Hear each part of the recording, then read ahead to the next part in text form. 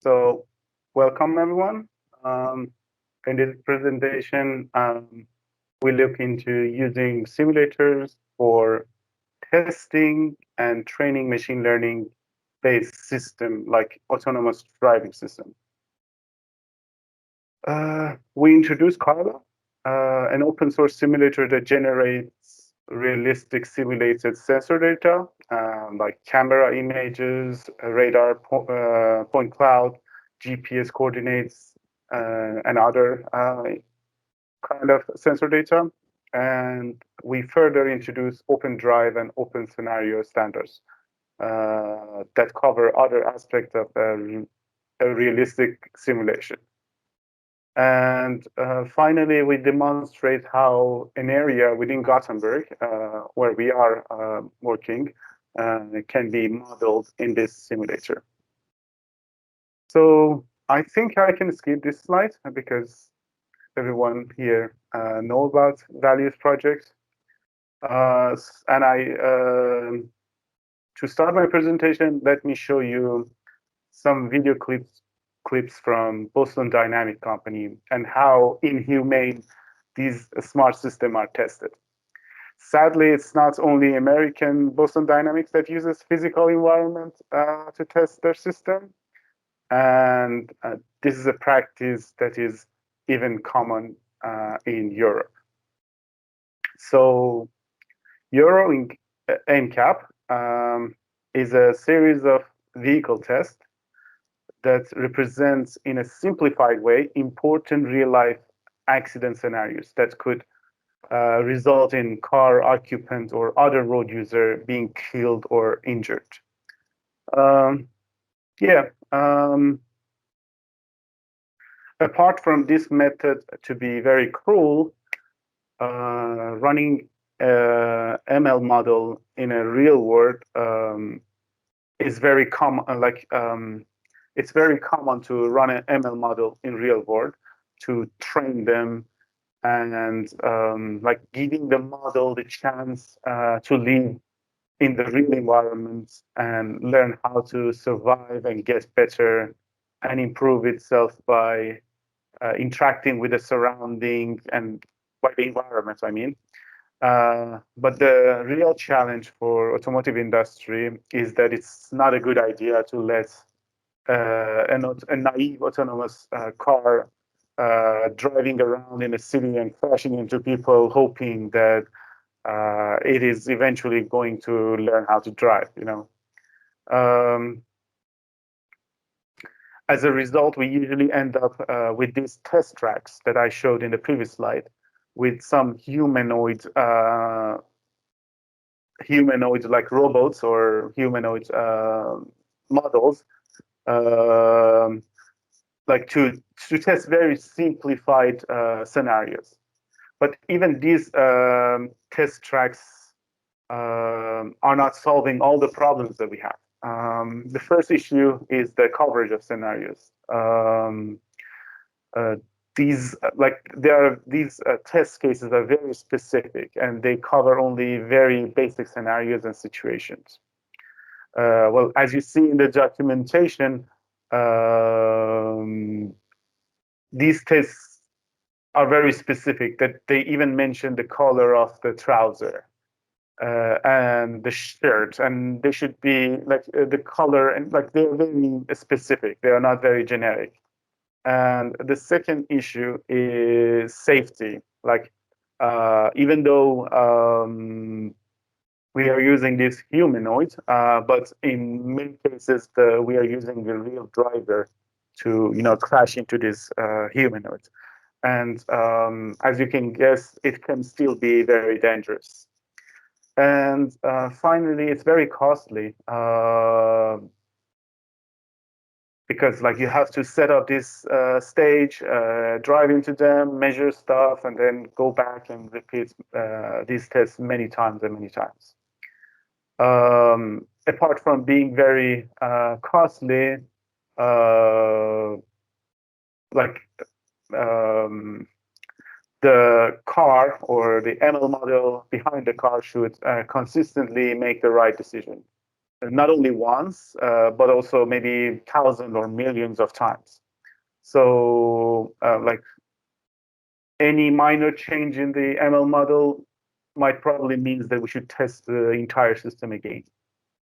And yes, sometimes we have the money, but we don't have the time to perform these tests. There are other, like as you say, this is a scalability problem, and sometimes it's very hard to reproduce some of the tests. So simulation seems to be an ideal solution, both for training and for testing. You can train your model by leaving it alone in a simulator and letting it learn by interacting with other actors. By actors, I mean cars and objects and buildings. And later test your model in other environments or in some specific corner case and see how it learned from the previous environment. This is easier said than done. To achieve this, you have to simulate the environment, sensors, and the actuators in a very realistic way.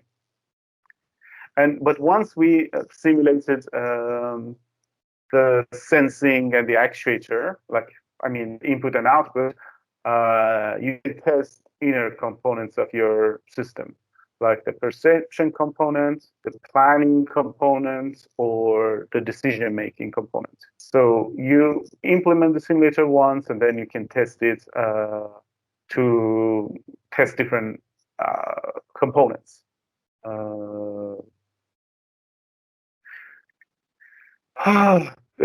Before I continue, there's a disclaimer here. Simulators are amazing for testing and training ML systems, but they are not the final solution. Simulators have some shortcomings, like they only simulate one or a few aspects of the real world or the real system, and they are not usually as realistic as you want. But my take on this is that even though they cannot entirely replace the test track for testing in a real environment, but they will gradually take over most of the responsibilities. Another point is that if your ML model is not working on simulator, you can forget about trying it in a real world. So this is the basic requirement for even considering a ML model for real usage. And this early decision can reduce a huge amount of cost. You can easily filter out a lot of ML models that people claim to work perfectly fine before you trying it in a real world and the real world, real hardware, real situation. So there are other items, or there are other points that we can test our simulator, like training our model on a simulator and testing it on a real world, which is like it's very hard to reason about it. The same with training it on a real data and testing it on a simulator. These are very tricky corner cases that it may seem reasonable, but it's very hard to reason about it. And they are still under research. But it's something that we have to have in mind for future.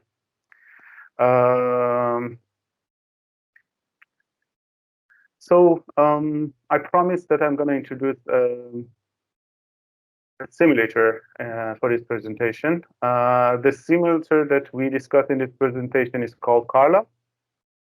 CARLA's goal is to mimic driving in the real world and has been developed from ground up to support development, training, and validation of autonomous driving systems.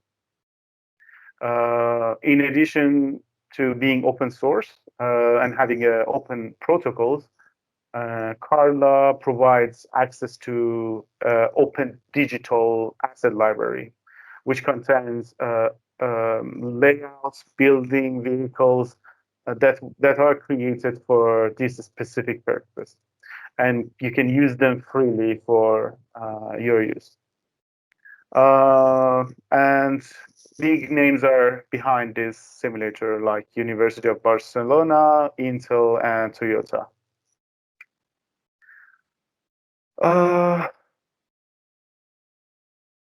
For testing an ML model in a simulator like CARLA, um, our first goal is to make everything as realistic as possible, just to test the happy cases. Can the car drive in a normal situation?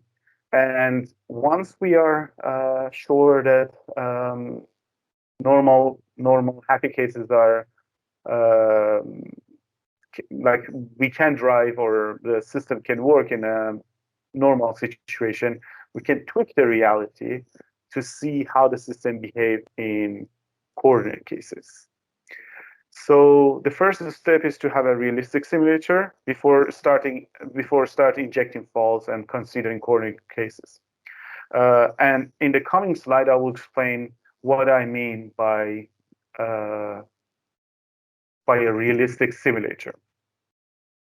As you see here, you see that's like in a realistic simulator, like when there is a wind, the trees are shaking, when like the light here affects the shadows, and yeah, when it's raining, there might be reflection of water on asphalt, basically. And yeah, you can see shadows again, and also like things on like asphalts that can changes the visual of a road, basically. And many items that can appear beside the road. Just look at the details and like try to understand what I mean by a realistic simulation. So when I say realistic, I mean realistic from 4 aspects. And like 4 aspects are considered in CARLA. Realistic graphics, realistic physics, realistic sensors, and realistic actuators. And I will explain which part of CARLA is responsible for each. CARLA support realistic graphic and physics by using a very famous game engine called Unreal Engine. If you're into gaming, you definitely have heard about this engine. So the game engine takes care of materials, lighting and shadow, texture, color, distortion, and so on. And there is also like Unreal Engine is not only a graphic engine, but it's also a physics engine that takes care of like physical behavior, like collision, gravity, friction, and so on. These are all done inside Unreal Engine. Like CARLA basically specify them, and Unreal Engine take care of them. But there are also realistic sensors like radar, LiDAR, GPS, and like realistic cameras, basically different kinds of camera, like depth map or segmented images that you can specify what each part of image is. You know, is it a vehicle? Is it a building? Is it a road? That's called segmented images. And this RSS is a safety sensor, which tells you how well the car is driving within the road. Yeah, basically, it gives the car a point how well it's driving. Yeah, and CARLA also has a realistic actuator like steering wheels, gas and brake pedal, and yeah, realistic moves. I will show this in the demo later. So we talk a lot about realistic environments, but we thought, why not picking up a realistic area with all traffic complexities with, like, I mean, pedestrian path, intersection, traffic lights, bicycle path, tram line, buildings, trees, so on, and see how can we model it inside CARLA. Now that we know what we mean by realistic simulation, let's take a look at the different components. Like, remember this location. I will later show how this area is simulated in the simulator. Yeah, we will, in the next slide, we'll also see how these components, such as road network, traffic scenarios, and different sensors like cameras are specified in the simulator. So,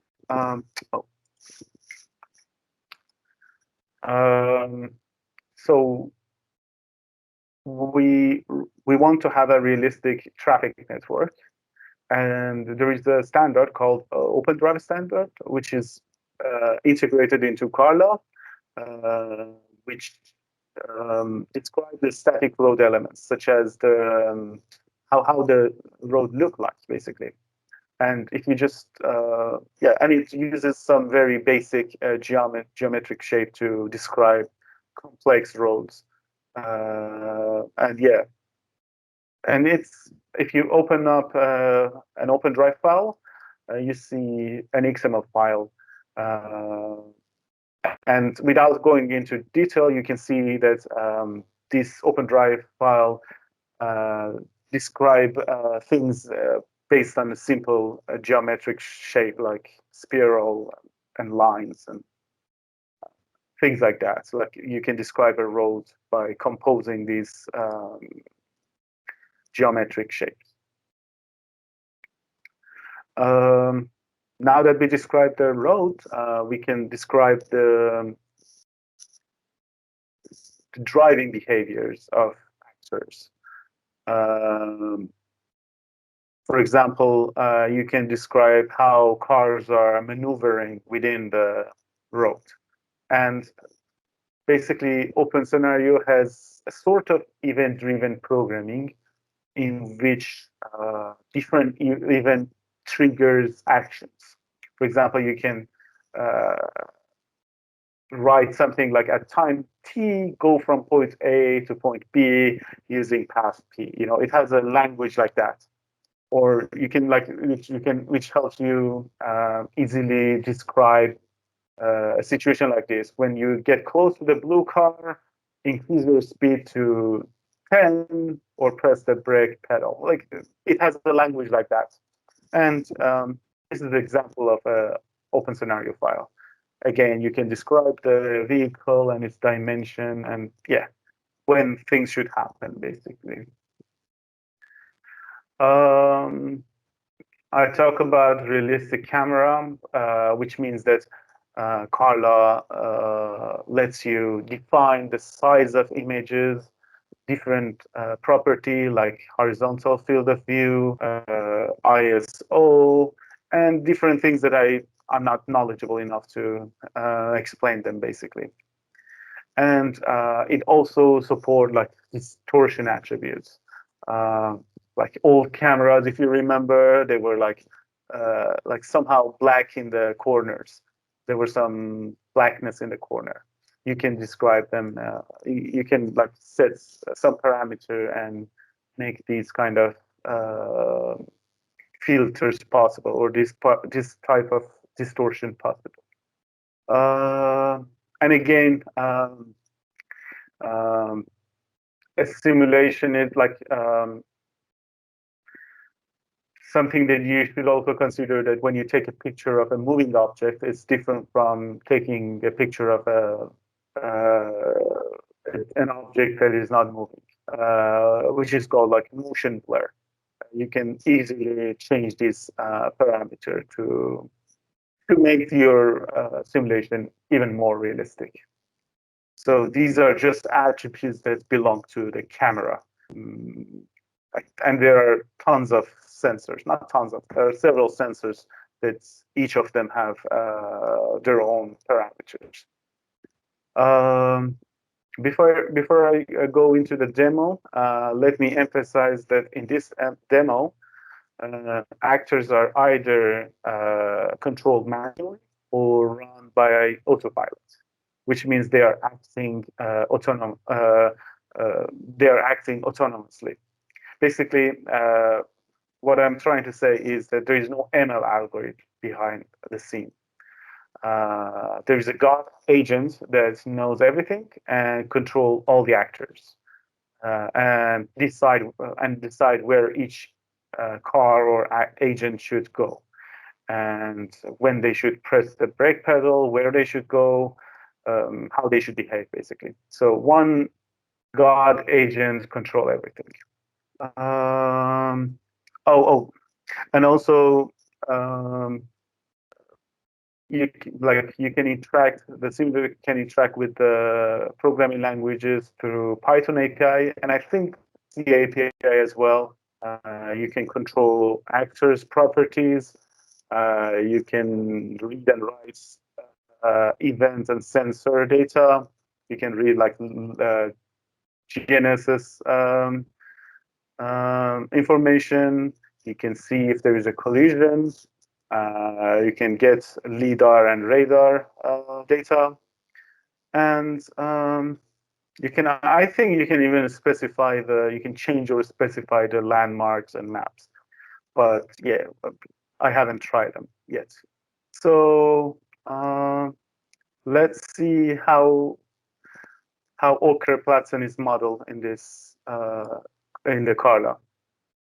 Again, so if you have been in Gothenburg, you can go to INFOTIV office in Västra Hamngatan. It's very close to downtown, basically. Here is Domkyrkan, and here is the INFOTIV office. And if you walk across the canal, you can go to the Okra Pattern, and there is a Clarion Hotel here. The picture, the video that I showed you was taken from this Scandic Crown building. So here is the 3D model of the basically part of the city. This model is extracted from OpenStreetMap. Basically, we haven't done much.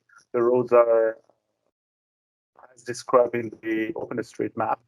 And some of the buildings, the description and the shape of buildings are also extracted from the OpenStreetMap.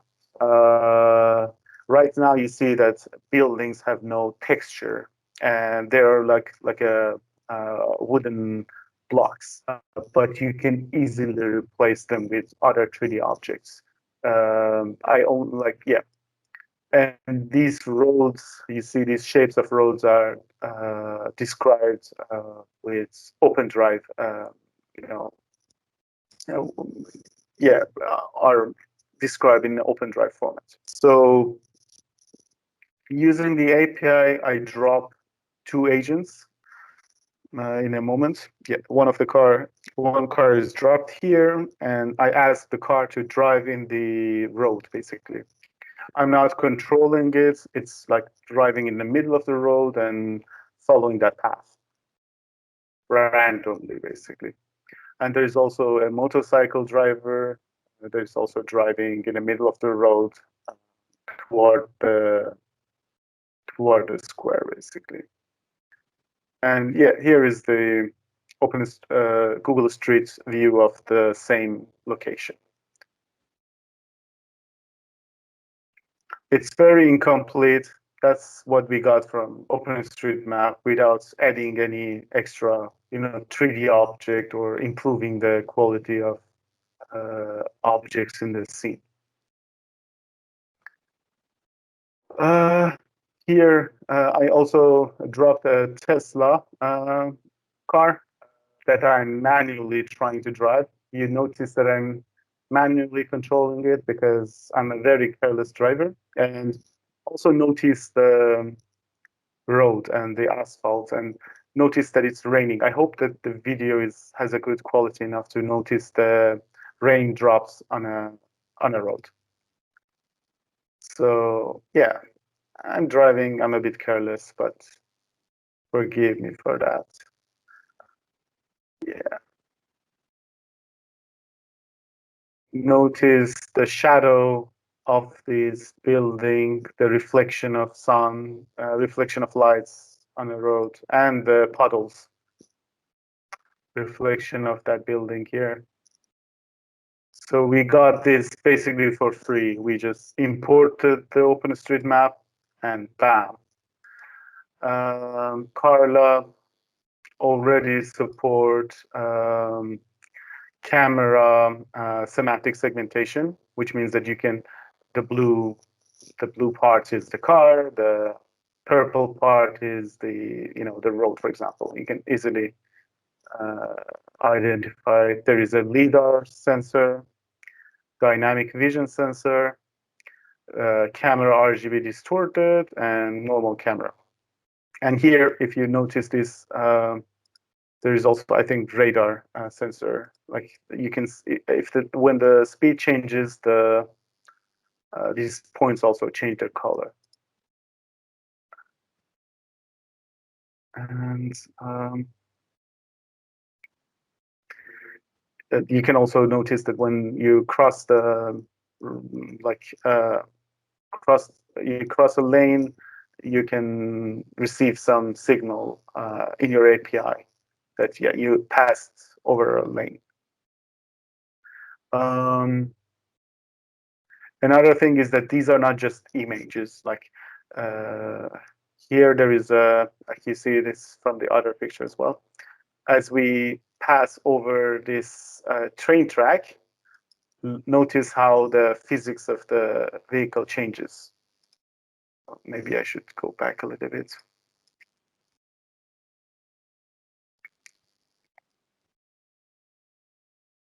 Like, yeah, you see that the car shakes as you drive over the train track. Yeah, again, I think